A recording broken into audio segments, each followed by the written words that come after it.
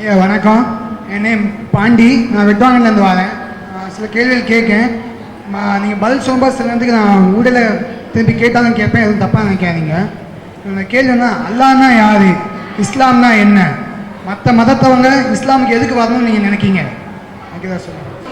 அதாவது என்ன கேட்குறாங்கன்னா, அல்லாண்டா யார், இஸ்லாம்டா என்ன, மற்ற மதத்தவங்க இஸ்லாத்துக்கு வரணும்னு ஆசைப்படுறீங்க அப்படின்னு இருக்கிறாங்க. அதாவது முதல்ல அல்லாண்டா யார் என்ற இஸ்லாமிய நம்பிக்கைப்படி தான் நாங்கள் இதை சொல்ல முடியும். அல்லாண்டா யாருன்னு கேட்டால், இந்த அகில உலகத்தையும் படைத்த ஒருவன் இருக்கிறான். அவனுக்கு தாய் தந்தை கிடையாது, அவனை பெற்றவங்க யாரும் கிடையாது, அவனுக்கு பொண்டாட்டி கிடையாது, அதனால் பிள்ளைகளும் கிடையாது, தாய் தந்தை இல்லாதனால அண்ணன் தம்பியும் கிடையாது.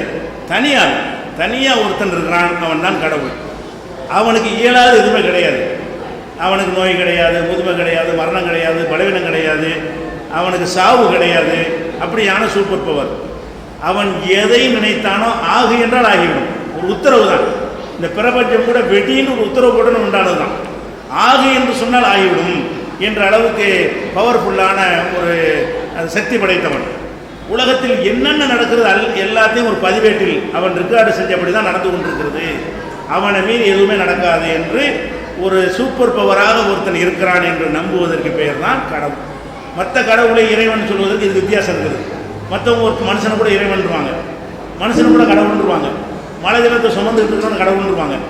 அல்லாங்கிறத சொல்ல முடியாது. அல்லாங்கிறத யாருக்கு சொல்ல முடியும்னா, எந்த மனிதனுக்கும், எந்த மகானுக்கும், எந்த சக்திகளுக்கும், எந்த பொருள்களுக்கும், எந்த உயிரினங்களுக்கும், உயிரற்றவைகளுக்கும், செத்தவனுக்கும் சொல்ல முடியாத, பயன்படுத்த முடியாத, அவனுக்கு மாத்திரமே பயன்படுத்த முடியக்கூடிய ஒரு சொல்.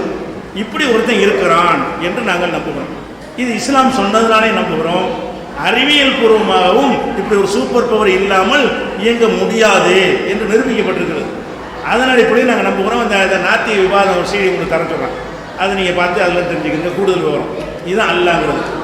இஸ்லாம்டா என்ன? இந்த அகிலத்தையும் படைத்த இறைவன் அல்லாஹ் என்ன செய்கிறான்னு கேட்டால், முதல்ல ஒரு மனிதரை படைக்கிறான், ஒரு ஜோடியை. அவர் வழியாக மக்கள்லாம் பழகி பெறுகிறாங்க. அந்த ஜோடிக்கு என்ன செய்கிறான்னு கேட்டால், ஆதம் அவருக்கு இதை செய்ய இதை செய்யாத என்று கடவுள் கட்டளை போடுறார். என்னை மட்டும்தான் வணங்கணும், என்னால் படைக்கப்பட்டது வணங்கக்கூடாது, உன்னால் படைக்கப்பட்டதை வணங்கக்கூடாது, உன்னையும் அவற்றையும் யார் படைத்திருக்கிறேனோ அந்த இறைவனாக என்னைத்தான் நீ வணங்க வேண்டும் என்று நான் தான் எஜமா, நின்ன அடிமை, இதான் சொல்லி ஆதம் முதல் மனிதருக்கு கடவுள் சொல்கிறார். சொல்லி சில சரீரத்தை திங்கலாம், திங்கக்கூடாது, செய்யலாம், செய்யக்கூடாது என்று முதல் மனிதருக்கே கட்டளை போட்டார். அந்த கட்டளைகள் தான் இஸ்லாம். முகமது நபி கொண்டு வந்தது அல்ல இஸ்லாம். அவருடைய காலத்துக்கு பிறகு வந்தவர்கள் அவரையே கடவுளாக்கி விட்டார்கள், அவரையே சிலையாக்கினார்கள், அவரையே கும்பிட ஆரம்பித்தார்களா. இன்னொரு இறை தூதர் இது தப்பு, அவர் மனிதர் தான், அவர் கடவுள் இல்லை, அவரையும் உன்னையும் படைச்ச இறைவனை வணங்கு என்று அவர் சொன்னார். அவர் கொஞ்ச நாளைக்கு பிறகு அதையும் மாற்றிவிட்டாங்களா. அடுத்து ஒருத்தர் வர்றார். இப்படியே கடைசியாக முகமது நபி அவர் காலத்தில் பார்த்தீங்கன்னா 360 சிலைகளை வணங்கிட்டு இருக்கிறாங்க. ஒரு நாளைக்கு ஒரு கடவுள்.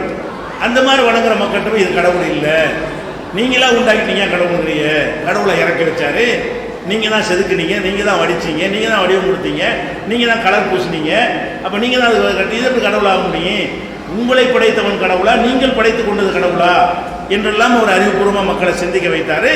இது முகமது நபி சொன்ன புது விஷயம் கிடையாது. முதல் மனிதர் சொன்னார ஒரு இறைவன் இருக்கிறான்னு சொல்லி, அதுதான் இஸ்லாம். அதைத்தான் எல்லா இறை தூதரும், இயேசுநாதர் சொன்னதும் இஸ்லாம் தான், மோசே சொன்னது இஸ்லாம் தான், முகமது நபி சொன்னது அந்த இஸ்லாம் தான். அவர் கடைசி இனிமேல் யாரும் வரமாட்டாங்க. அவருடைய போதனைகள் பாதுகாக்கப்பட்டிருக்கிறதுனால இதுதான் இஸ்லாமுங்கிற ஒரு மார்க்கம். இது ஒரு பேசிக்காச்சா. அடுத்து என்னன்னு கேட்டால், ஒரு இறைவனை நம்பிட்டோம், இந்த உலகம் ஒரு நாள் அழிக்கப்படும். இதான் மெயினான நம்பிக்கை. இஸ்லாத்தினுடைய பேசிக்கான விஷயம் என்னன்னு கேட்டால், இந்த உலகம் ஒரு நாள் மொத்தமாக அழிக்கப்படும். விஞ்ஞானிகளும் சாத்தியம் இருக்குன்னு ஒத்துக்கிறான். இப்போ சில ஆண்டுகளில் அது பல லட்சம் ஆண்டுங்கிறான், இத்தனை ஆண்டு இருந்துட்டு போகுது. ஒரு நாள் இந்த உலகம் அழிக்கப்படும். அழிக்கப்ப சூரியன் சந்திரன் எல்லாம் தூள் தூளாக சுக்கு நூறாக செதறி தூள் தூளாகி விடும் என்றெல்லாம் குரானில் இருக்குது. எல்லாம் அழிக்கப்பட்ட பிறகு அவன் தன்னுடைய வல்லமையை கொண்டு அனைவரையும் திரும்ப உயிர்ப்பித்து எழுப்புவான். முதல் மனிதர் இருக்கார, அவரில் துவங்கி அழியும் போது இருந்தார்களே அவர்கள் வரைக்கும் எல்லாரையும் அனைவரையும் உயிர் கொடுத்து எழுப்பி இந்த உலகத்தில் நீங்கள் செய்த ஒவ்வொன்றையும் அவனை எடுத்துக்காட்டி ஒவ்வொருத்தருக்கும் சிப்பு வச்சுருக்கேங்கிறான், அவனுடைய இதில் சாட்சி சொல்லக்கூடியதை பதிவு வச்சுருக்கேங்கிறான். அதை எடுத்து அவன்கிட்ட படித்து காட்டி, நீ திருநியா, விசாரம் பண்ணியா, கொள்ளையடிச்சியா, கொலை செஞ்சியா, கலப்படம் பண்ணியா, என்னை வணங்குற இடத்துல நீ கல் மண்ணெல்லாம் வணங்குனியா என்றெல்லாம் கேள்விகளை கேட்டு அவர் அந்த குற்றங்கள் அனைவருக்கும் தண்டனை கொடுப்பாரு, நல்லவர்களுக்கு சொர்க்கத்தை கொடுப்பாரு. அந்த வாழ்க்கைக்காகத்தான் இங்கே வாழணும். இந்த உலகத்து ஆதாயத்துக்கு வாழக்கூடாது. நல்லவர்களை கடவுள் சோதிப்பார். எந்த அளவுக்கு நீ உறுதியாக இருக்கிறேன்னு பார்ப்பதற்காக சோதிப்பார். நான் இறைவனை ரொம்ப நம்புவேன், அருமையில் இருப்பேன், சாப்பாடு கஷ்டப்படுவேன். முகமது நபியே கஷ்டப்பட்டார். 2 நாள் 3 நாளைக்கு அடுப்பு பற்ற மாட்டாங்க வீட்டில், தண்ணியை குடித்து கொண்டு வாழ்ந்தார். அதெல்லாம் இந்த உலகத்தில் நான் கணக்கு எடுத்துக்கொள்ள மாட்டோம். முஸ்லீம்களை பொறுத்த வரைக்கும் ஒரு செய்தியை சொல்லும், அடித்தாலும் உதச்சாலும் திட்டினாலும் ஊரை எதிர்த்தாலும் எங்களுக்கு இன்னொரு வாழ்க்கை இருக்குது. அங்கே நாங்கள் வெற்றி பெற வேண்டும், சொர்க்கத்துக்கு செல்ல வேண்டும். அந்த சொர்க்கத்திற்கு சென்று விட்டால் அழிவு கிடையாது, நிரந்தர வாழ்க்கை. இத்தனை வயசுல மரணம்ங்கிறது கிடையாது, முதுமை கிடையாது, என்றென்றும் இன்பமாக இருக்கக்கூடிய ஒரு வாழ்க்கை. அதை மீறி நடந்தால் நரகத்தில் போட்டு என்றென்றும் கடவுள் தண்டிப்பாரு. இதெல்லாம் படைத்த கடவுளுக்கு திரும்ப படைக்கிறது கஷ்டம் கிடையாது. படைக்கிறது இப்போ கஷ்டம். இதை ஃபஸ்ட்டு படைச்சவன் ரொம்ப சிரமப்பட்டிருப்பான். 2வது படைக்கிறவன் டை போட்டு ஊற்றி எடுத்துடலாம். 2வது படைக்கிறது ரொம்ப ஈஸி. நம்மளை முதல்ல கடவுள் படைச்சுட்டாரா, இதே மாதிரி இன்னொருக்கா படைக்கிற பெரிய விஷயமா?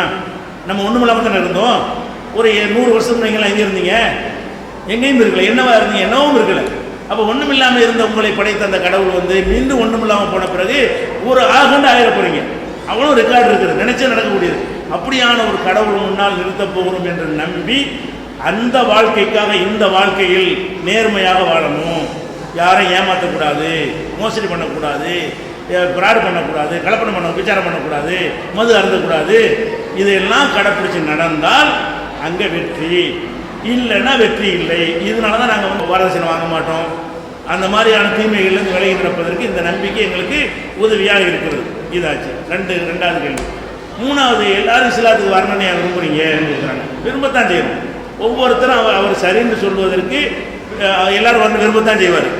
ஒரு திமுக கட்சிக்காரன் செய்வார், எல்லாரும் திமுக வேணா நல்லது விரும்பத்தான் செய்வார். ஒரு அண்ணா திமுக காரன் செய்வார், எல்லோரும் அண்ணா திமுக வேணா ஜெயலலிதா விரும்பத்தானே செய்வாங்க, அவர் விரும்பத்தான் செய்வார். ஒரு காங்கிரஸுக்காரர் எல்லாரும் காங்கிரஸ் வேணா நல்லதுன்னு விரும்பத்தான் செய்வாங்க.